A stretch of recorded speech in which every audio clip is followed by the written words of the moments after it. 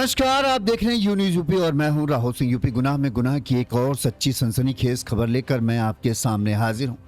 ये खबर जो है हमारी यूपी के रामपुर जिले की है, जहां पर एक पत्नी की बड़ी ही बेरहमी से उसके पति ने हत्या कर दी। जिस तरीके से इस हत्याकांड की वारदात को अंजाम दिया है, उसने इंसानियत को कहीं झकझोर कर रख दिया है। कोई अपने दुश्मन को भी शायद इस तरह की मौत नहीं देता है जिस तरह से इस पति ने अपनी 14 साल की शादी की, जिसके साथ 14 साल हो गए हों, उस पत्नी को इतनी तड़पा कर इसने मारा कि आप सुनेंगे तो आपके रोंगटे खड़े हो जाएंगे और आप कहेंगे, सच में कहेंगे, कोई किसी जानवर के साथ भी शायद ऐसा बर्ताव नहीं करता जैसा इस शख्स ने एक प्लॉट के चक्कर में पत्नी के नाम पर जमीन थी, उस जमीन को हथियाने के लिए इसने 14 साल जिसके साथ रहा उस पत्नी को बेरहमी से मौत के घाट उतार दिया। इस घटना का जब सच सामने आया तो लोगों के होश उड़ गए। शादी के 14 साल बाद एक पत्नी के लिए उसका पति ही सब कुछ होता है, चाहे भगवान कहें, चाहे खुदा कहें, चाहे दोस्त कहें, चाहे साथी कहें, जो कुछ भी है। शादी के जब 14 साल गुजर जाए हैं तो पत्नी के लिए सबसे बड़ा सहारा अगर कोई है तो उसका पति होता है। लेकिन रामपुर की ये खबर देखेंगे तो आप कहेंगे शायद यहां पर पति ही सबसे बड़ा दुश्मन निकला। पत्नी के नाम पर एक प्लॉट था, प्लॉट को पति चाहता था कि पत्नी बेच दे, पत्नी लेकिन उस प्लॉट को अपने बच्चों के भविष्य के लिए बचा कर रखना चाहती थी।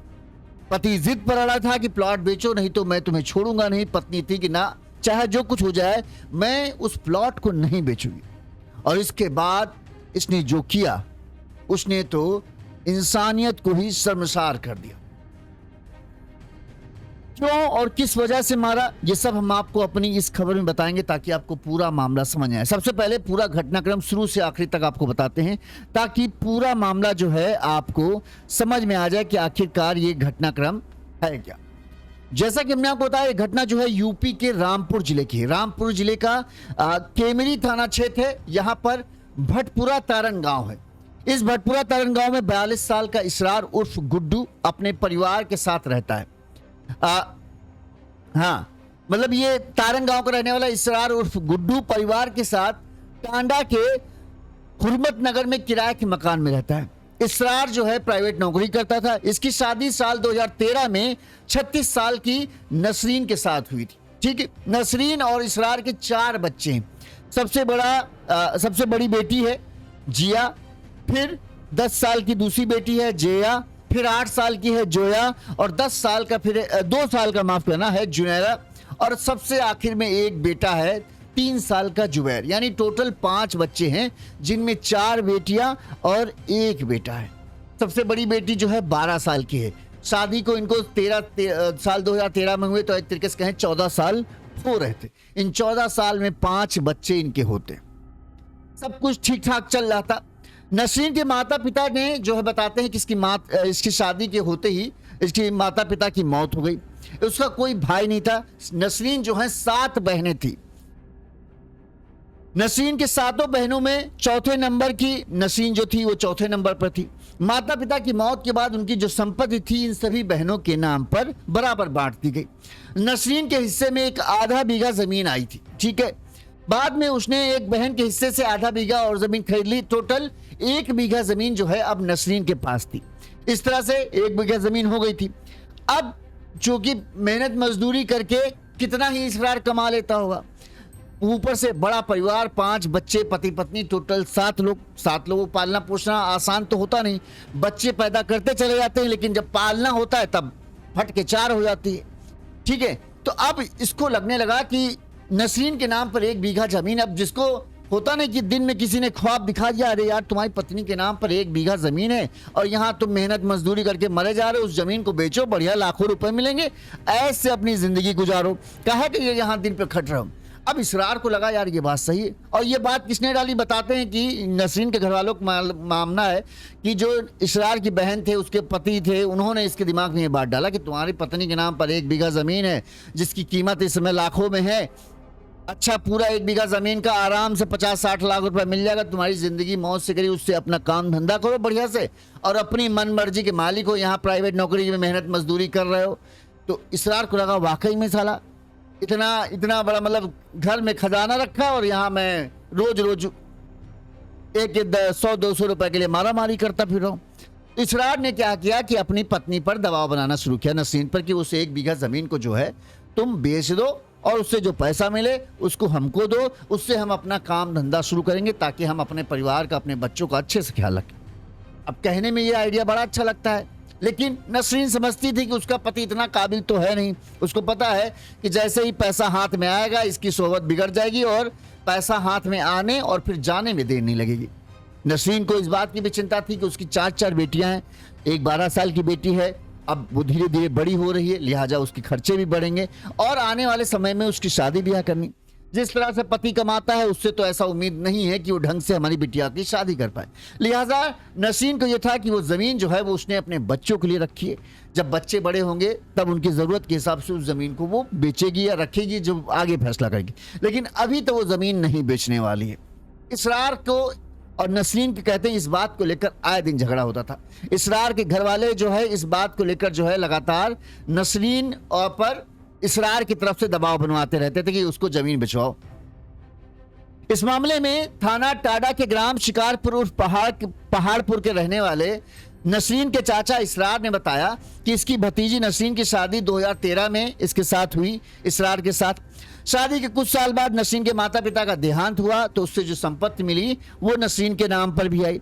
आरोप है कि इसके बाद से ही ससुराल पक्ष के लोगों के दिमाग में वो जमीन जो है वो खटकने लगी। उनको लग रहा था कि जमीन नसरीन को क्यों मिली, इसरार को मिल जाए। अब इस बात को लेकर जो है लगातार जो है ससुराल पक्ष के लोग नसरीन पर जमीन बेचकर पैसे लेने का दबाव बना रहे थे।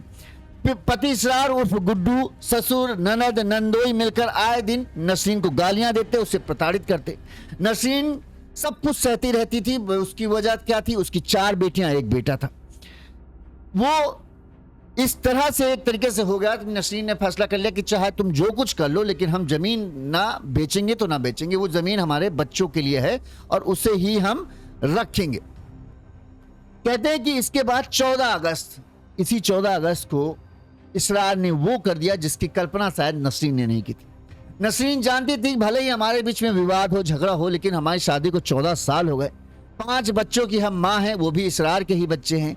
ऐसे में इसरार कभी मार पीट भले सकता है लेकिन कभी कोई ऐसा कदम नहीं उठाएगा जिससे उसकी जान जाए। लेकिन नसरीन का ये भ्रम 14 अगस्त को टूट गया। 14 अगस्त की रात को, कहते हैं रात करीब 2 बजे इसरार ने नसरीन से जमीन बेचने को लेकर एक आखिरी बार बातचीत की। उसने सीधे सीधे कहा कि तुम बताओ कि तुम बेचोगी कि नहीं बेचोगी, क्योंकि अब हम मेहनत मजदूरी नहीं कर पाएंगे, उससे जो पैसा मिलेगा उससे हमको अपना काम धंधा सेट करना है और हमको पैसा चाहिए, चाहे कुछ भी करो तुमको बेचना ही पड़ेगा। नसरीन ने फिर से जमीन बेचने से साफ साफ इनकार कर दिया। इसके बाद बताते हैं कि दोनों के बीच में झगड़ा हो गया। इसरार ने नसरीन के साथ मारपीट की। इसके बाद इसरार ने नसरीन के हाथ पैर बांध दिए। अब देखिए, मौत देने का जो कहते नहीं, जान लेने का इससे ज्यादा खौफनाक तरीका कोई नहीं हो सकता।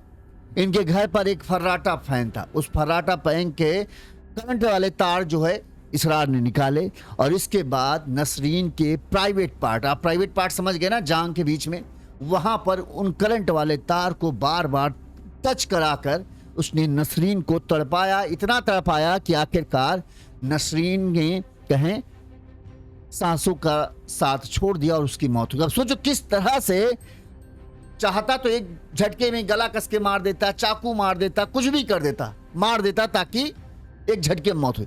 लेकिन क्यों वो एक झटके में नहीं मारना चाहता था? वो करंट लगाता, हटा देता। बताओ बेचोगी नहीं बेचोगी? वो बोलती नहीं बेचूंगी, फिर लगा देता। और ऐसी जगह लगा रहा था जहां आप और हम कोई सोच भी नहीं सकते।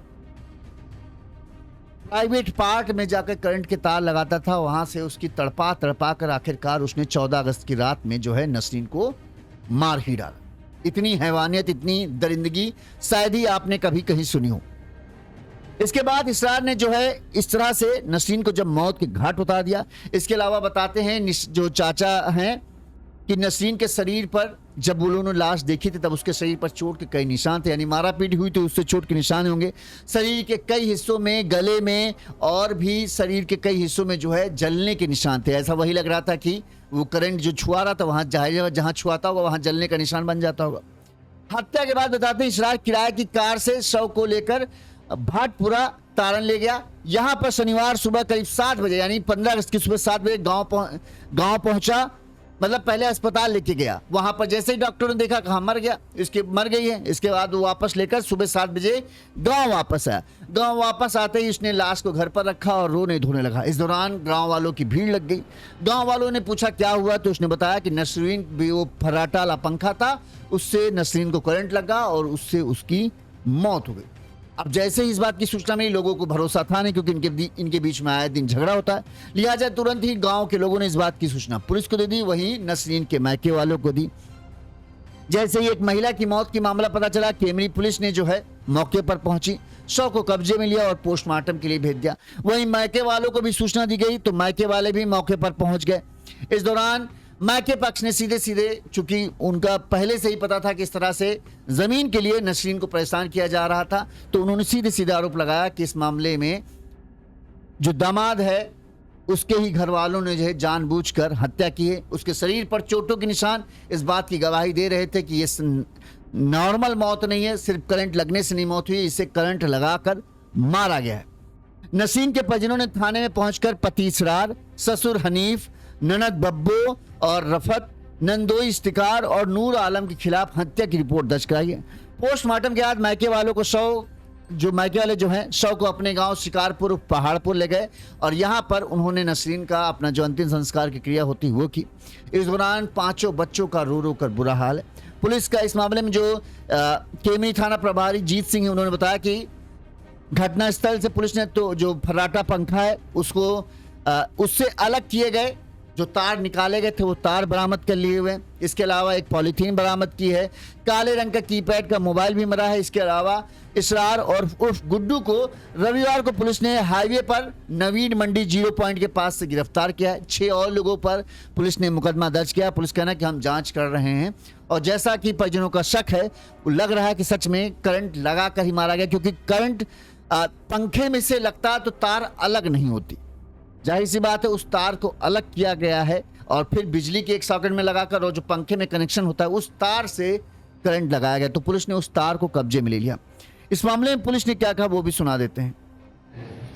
सर, एक बिलासपुर का मामला है, क्या पूरा विषय है? थाना बिलासपुर अंतर्गत एक अभियोग पंजीकृत कराया गया है, जिसमें वादी ने ये बताया है कि उसकी भतीजी की हत्या उसके पति द्वारा की गई है।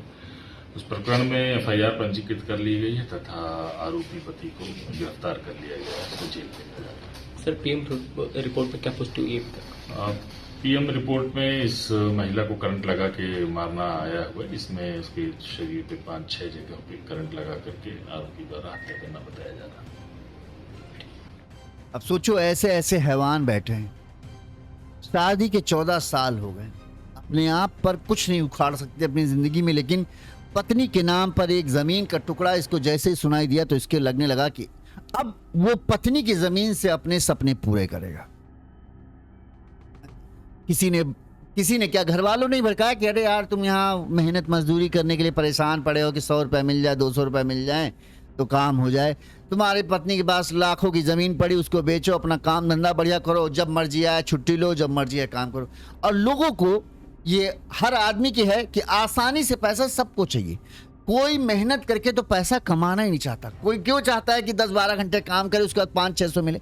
उसको लगता है यार ये तो बड़ा बढ़िया तरीका है यार, 50-60 लाख रुपए मिल जाएंगे, बढ़िया कोई गाड़ी वाड़ी ले लेंगे, नहीं कुछ है तो ई-रिक्शा ले लेंगे, आराम से चलाएंगे, जब मर्जी वो चलाया, जब मर्जी खड़ा कर लिया। कौन 10-12 घंटे गर्मी में तपे और बैठे और अपने उससे काम करे? इसरार को लगा ये सही तरीका है यार, जमीन बेच दे तो काम झटके में एकदम जिंदगी पलट जाएगी। और 50-60 लाख रुपए, जिसने जिंदगी में कभी 1-2 लाख रुपए एक साथ ना देखे हो, उसको लगता है 50-60 लाख रुपए ऐसा है कि जिंदगी पार हो जाएगी। अपनी तो जिंदगी ऐसे कटी जाएगी, बाकी बच्चों के बच्चे देखेंगे। ठीक है, अगर बच्चों की इतनी चिंता होती तो इतने बच्चे पैदा ही नहीं करते भाई। जब तुम्हारी कमाई ही 500 रुपए पर डे की है तो तुमने 5 बच्चे पैदा कर दिए। अब एक बच्चे का दिन भर का खाना अगर 100 रुपए होगा तो तुम्हारी कमाई पूरी बच्चों में ही खत्म हो जाएगी और तुम पति पत्नी तो क्या धूल फाकोगे। लेकिन इस बात की कहां चिंता है? अरे बच्चे हो रहे हैं तो होने दो, मशीन बना के रखा है। 12 साल, 10 साल, 8 साल, 5 साल, 7 साल, बताओ 5 बच्चे और कमाई कितनी? 500 रुपए। रोएंगे रोना, महंगाई बहुत है। अरे महंगाई तो होगी ही जब तुम 5-5 बच्चे पैदा कर लोगे। है? और वो बच्ची जो पत्नी है वो बेचारी सोच रही है कि यार इसका तो कमाई ढंग से है नहीं। 4 बेटियां हैं तो जाहिर सी बात है उनका निकाह तो करना पड़ेगा। कहाँ से करेगा? निकाह करने के लिए पैसों की तो जरूरत पड़ेगी। कम से कम वो 1 बीघा जमीन है, वही एक आखिरी हमारा सहारा है। अगर उसको भी अभी बेच देंगे तो बाद में तो कुछ भी हाथ नहीं रह जाएगा। तो कम से कम उस जमीन को तो बचाए रखे। कम से जब बच्चे बड़े हो जाएंगे, जब बेटियां बड़ी हो जाएंगी, तब उस जमीन को निकालेंगे तो बेटियों की निकाह अच्छे से हो जाएगा। कम से कम बेटा है चलो जैसे तैसे तो कमा ही लेगा।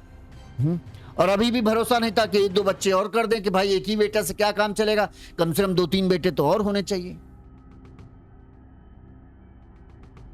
तो वो बेचारी थी कि अपने बच्चों को उसे चिंता थी। इनको तो बच्चों की चिंता होती ही नहीं। अगर इनको चिंता होती तो इतने कभी करते ही नहीं है कि भाई हमारी कमाई, अगर हम 1000 रुपये पर डे कमा रहे हैं तो यार हमारे लिए 2 बच्चे बहुत हैं। उन बच्चों को 2 बच्चों को हम अच्छे से पढ़ाएं, अच्छे से लिखाएं। कुछ जिंदगी में आगे बढ़ाने के लिए जरूरी है कि हम जितने हमारी कमाई है उससे ज़्यादा से ज़्यादा पैसा हम बचा सके ताकि बच्चों की पढ़ाई लिखाई पर खर्चा हो सके। तो उस चीज़ की फिक्र कहाँ?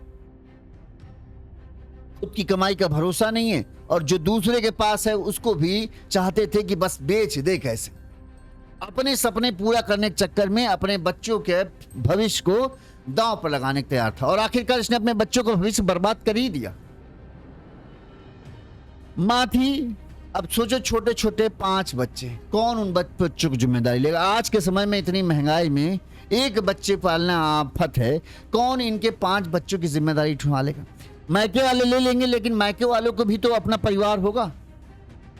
वो अपने पहले बच्चों का पेट भरने के सोचेंगे कि इनके बच्चों का पेट भरने के बारे में सोचेंगे पहले। है? मार दिया पत्नी को, खुद जेल चले गए और अब 5 बच्चे भगवान भरोसे हो गए। मरे या जिए, तड़पे रोएंगे बेचारे और क्या करेंगे। और किस बेरहमी से इसने मारा है वो तो और हैरान कर दे। बताओ, उसको कुछ नहीं सूझा तो उसने करंट लगा के, भाई ये इसका मकसद मुझे नहीं लगता मारना नहीं होगा। इसका ये था कि जब तड़पाएंगे, जब छुआएंगे, करंट झटका लगेगा तो अपने आप कह देगी हाँ हाँ हम कर देंगे, तब इसको छोड़ देंगे। लेकिन वो जिद पर अड़ी रही नसरीन कि नहीं हम बेचेंगे नहीं, चाहे जो कुछ हो जाए। तो मारना हो मार डालो। और मारने के बाद इसको ये होगा कि अपने आप ही जो है पत्नी के नाम पर है तो पति के नाम पर ही आ ही जाएगी, नहीं तो बच्चों के नाम पर जाएगी ज़्यादा से ज़्यादा। तो एट द लिस्ट आनी तो हमारे पास ही। तो इसको लगा होगा आखिरकार जब ये मान ही नहीं रही है तो इसको जिंदा रख के हम क्या करें। अब दूसरा तरीका अपनाएंगे, जब मर जाएगी तो अपने आप पति के नाम पे ट्रांसफ़र करा लेंगे। थोड़ा सा कानूनी खर्चा होगा, खर्चा करा के अपने नाम पर करा के आराम से बेचेंगे और पूरा पैसा हड़प लेंगे। और इसका आगे ये भी प्लान होगा कि किसी और से शादी कर लेंगे। क्या जा रहा है, अभी कौन सा मैं बहुत बूढ़ा हो गया हूँ, 5 ही बच्चे तो हुए हैं, 5 अभी दूसरे से और कर लेंगे जब तो पैसा भी रहेगा। अभी पैसा नहीं है, घर में बैठे बैठे खाना रहेगा बढ़िया। तो इस तरह के ये पति हैं। इन लोगों को बताओ तरस नहीं आया कि 5 बच्चे हैं, माँ मर जाएगी तो बेचारा 3 साल का जो सबसे छोटा बेटा है, सोचो उसके ऊपर क्या बीत रही हुई। 3 साल का बच्चा बिना माँ के रह सकता है? अब किसी तरह से जो बड़ी बहन है वो उस बच्चे को संभाल रही होगी। क्या उस बच्चे को समझाया कि माँ नहीं रही, माँ को मार डाला पापा ने। अरे अपने बच्चों का ही मुंह देख लेते। अरे जमीन तो थी तुम्हारे पास ही, जैसे काम कर रहे हो वैसे करते रहो। लेकिन सपने जब दिख जाते हैं ना कि यार लॉटरी हमारे हाथ में है लेकिन हमको इस्तेमाल नहीं करने दिया जा रहा, तब आदमी जो है सनक सवार हो जाता है। उसको लगने लगता है यार पैसा आसानी से जब हो जाता है ना, किसी को ये दिख जाता है कि आसानी से पैसा मिल सकता है तो फिर वो सारा गलत सही का भूल जाता है। यहाँ पर भी ऐसा ही हुआ।